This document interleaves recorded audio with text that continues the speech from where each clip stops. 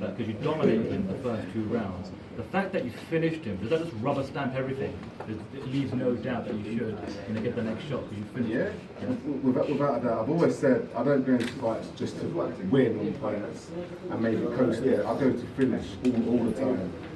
Sometimes there might be my downfall, but I go to finish. And I knew I could finish him, which I did in the third.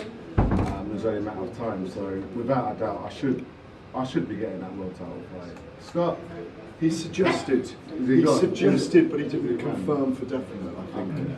The takedown seemed to be the deciding factor in each of the 3 rounds. Is that how you expected it to play out? Yeah, me and my coaches, we knew my ground, seriously, is the best. Funny enough, my coach Neil says I'm the strongest 205 in the world. In the world, is it? You say in the world, or? The strongest 205. So strongest 205. Anyway, and I believe in myself. I know my ground game is good and good enough to beat a lot of people. So I knew that was the key to beating him. His striking's good and his ground's good. But I knew my ground pressure was going to be the key to finishing him. Can you go back to, because it's an important kind of news point really for all of us, that if Scott is hesitating about you not fighting for the title, is that kind of a bit of a disgrace in your view? I don't know if that's too strong a word, but maybe it isn't actually. Well, I won't be happy about it, but obviously we'll have to chat because I feel like what else can I do? I beat 2 former world champions and a UFC veteran in Francis. He's retired now, and I don't want to be the silly when I retired him, but I was his last fight and he's retired. So that's 3 big wins, and this win I just beat a former world champion and I finished him. So I don't see why I shouldn't get that world title fight, next. But as I said, we'll have to talk and see what he's got for me next. If it's a big fight or something that makes sense, then maybe. But I think I should get the world title fight next. Obviously, you and Liam were friends heading into the fight. What was said after? Sorry? What was said after between you? Oh, he said I was a fat bastard. that's what he said. He goes, "You fat bastard," and I just said, obviously, I think I said good fight, and I can't really remember anything else other than that. But that also what he said. You're going to buy him a beer as you said you would afterwards? Yeah, I'm a man of my words. Yeah. As I said, I keep to my word. I said I would win, which I did. So now the other one do. It's still my friend. No hard feelings. It's a fight game. Someone had to win, someone had to lose. I'll still buy him a beer. What was it like to fly out there in front of that London crowd for you? It was great.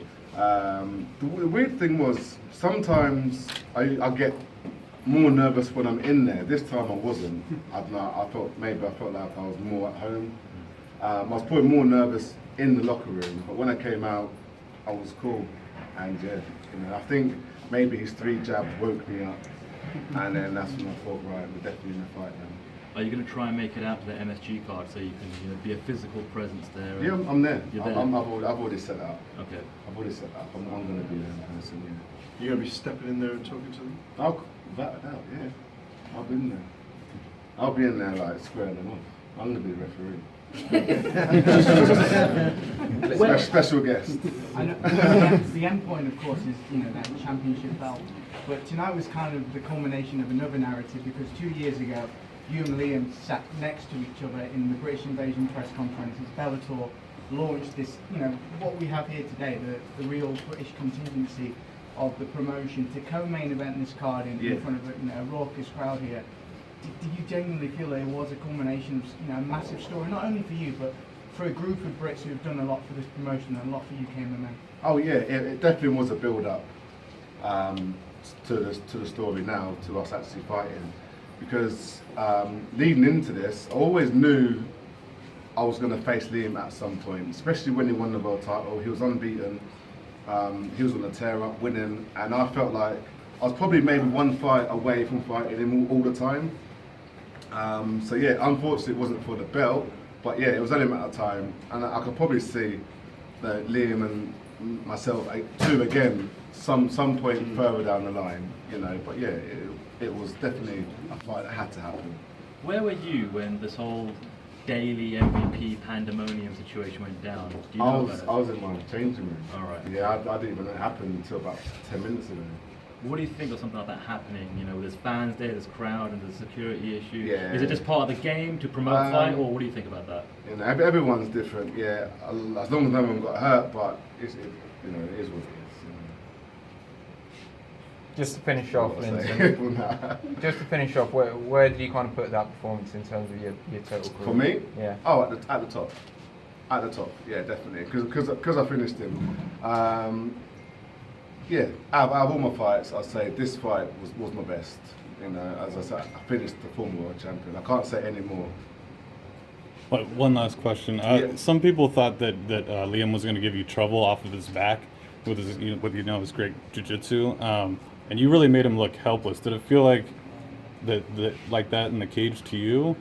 I wouldn't say helpless, but that is my game. Like, I don't know how no one's actually seen it in all my fights. That's what I do. I finish people, and in all my fights, if I haven't finished them, like I've probably lost. But I've won a lot more. I've won like 18 now, lost 5. So I say sometimes it could be a good thing, sometimes it could be a bad thing. But I always put that pressure on. I'm a pressure fighter, and I've got a real good high win percentage in submissions or TKOs.